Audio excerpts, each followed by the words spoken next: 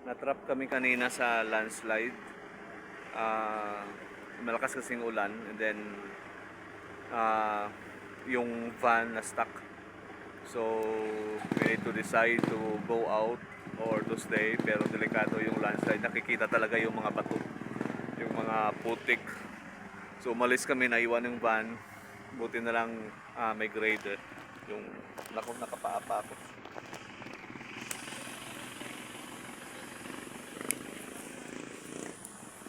Yung pati yung driver namin parang na-trauma ata. Anyway, it's 5:55. We will pass by Jensan. Doon na lang kami mag-dinner, then debriefing. Siguro makarating kami ng Davao, siguro mga 11 or 12. Appreciate your prayers.